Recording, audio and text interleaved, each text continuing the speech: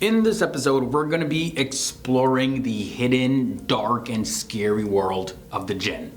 How's it going, guys? Welcome back to FTD Facts. My name is Leroy Kenton, and I collected a ton of information about the Jinn from various different sources, and whether it's fact or fiction, you guys be the judge. Let the journey begin.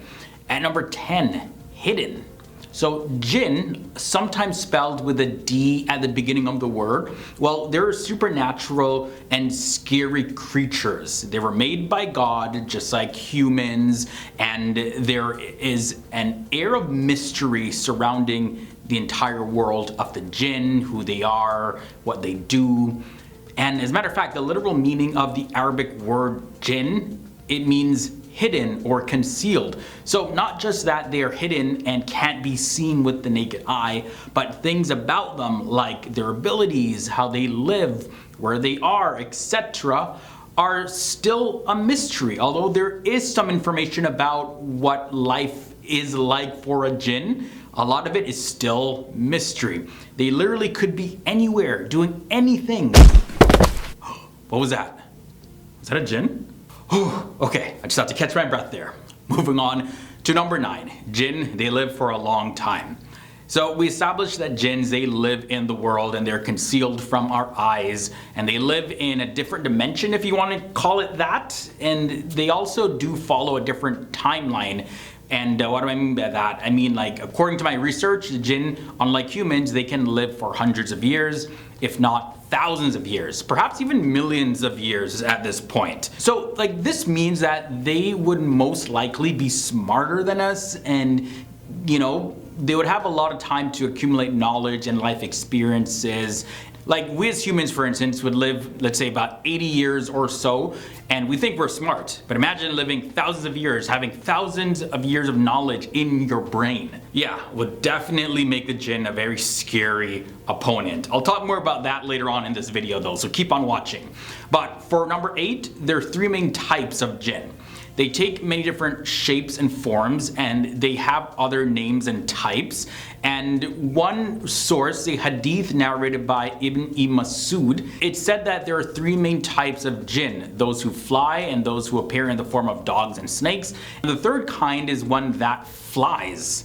So they're full of surprises, right? And I think what makes this so scary is that, you know, we as humans, there's like one type, and we can't really fly without the help of technology, but there's no escaping a Jinn. So if you even fly with an airplane, the Jinn can fly and get you. If you try to avoid a Jinn, well, there's nowhere that you can run and go, because they can take on the form of an animal, let's say, and you may just run into it and you don't even know that's a Jinn. That is scary. Well, number 7 brings us the Careen. So you guys know that our phones listen to us, right? Like, you could be talking about buying a new car with a friend, and all of a sudden, boom, you're on Facebook or Instagram and you see ads about cars and deals for new cars and all of that, and you're thinking like, oh wow, this is interesting.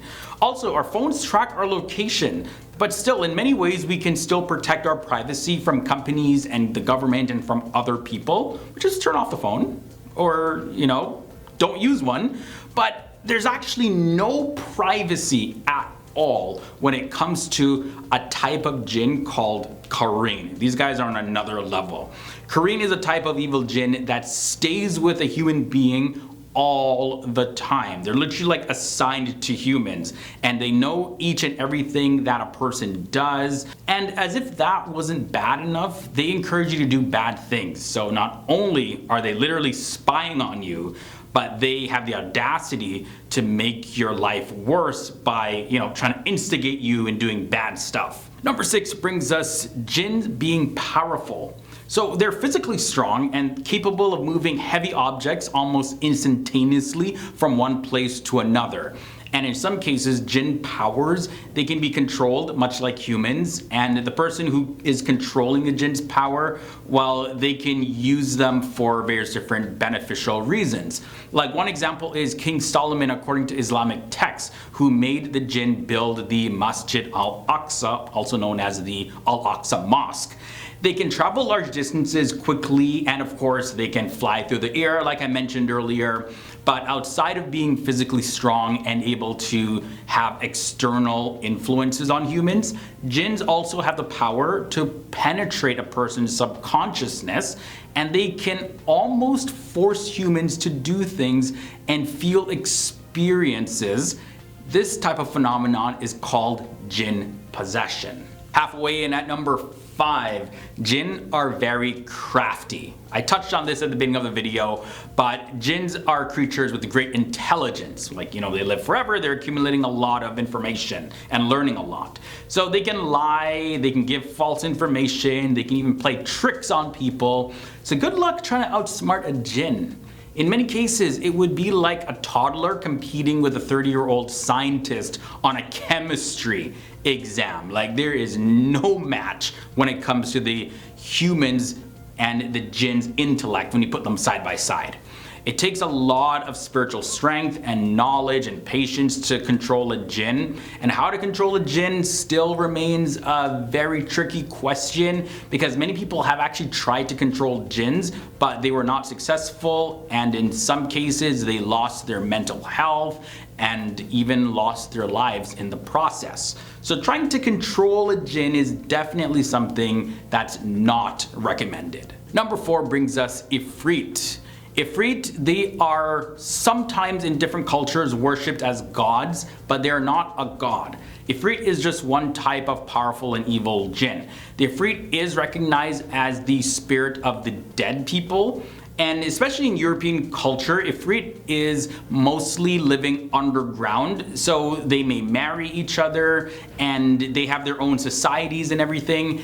And what's also pretty scary is that they can marry humans as well. There are many popular tales that depict an enormous winged creature of smoke, whether in the male form or a female form, but that's the typical depiction of an Efreet jinn. While ordinary weapons and forces have no power over them, it's believed that they are actually susceptible to magic, which humans can use to kill them or even capture them. But again, yeah, this is an Efreet we're talking about. The odds of capturing one and controlling one, very slim. Number 3, let's talk about mental health when it comes to jinn. Some Muslim people believe that jinn can be the cause of mental health problems, and also jinn can be the source of having people see visions and hearing voices, as well as other undesired influences. Researchers in the Netherlands have found that up to 80% of Islamic people with a diagnosis of psychosis consider it to be the result of a jinn.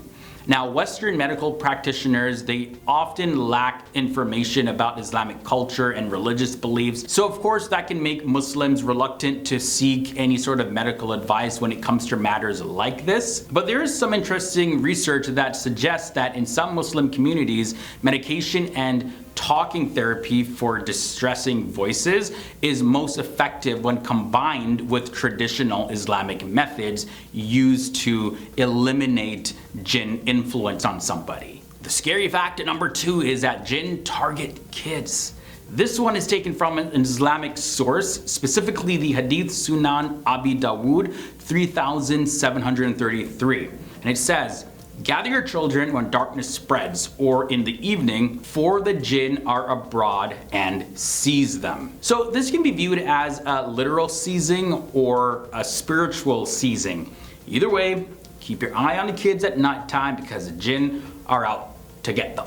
And we end this episode off at number 1, the Jinn Hold grudges. Jinn are not all evil. According to the 1001 Nights, in some of its tales, jinn actually grant wishes to people, and they also help people who are in need.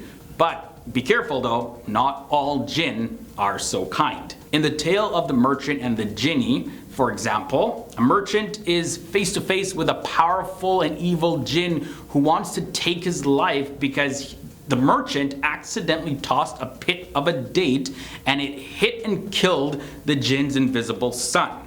While invisible to the merchant, it was an accident, right? So although the merchant is able to remain alive, others may not have been so lucky. So be careful what you throw away. it just might harm a jinn unsuspectingly and leading to a very scary outcome. And there you have it, guys. This wraps up this episode on 10 dark and scary facts about jinn. Let me know what your thoughts are down below in the comment section. Do you think any of these were fiction? What sort of information that I shared in this video do you think is 100% fact? I'm curious to know your thoughts and comments down below. If you did enjoy this video and you weren't creeped out, you made it to the end, don't forget to leave a like, share it with a friend, family member, and if it's your first time here to the channel, subscribe and ring the bell to be notified when new videos are posted. Until next time, guys, stay awesome, stay educated, and I'll see you soon.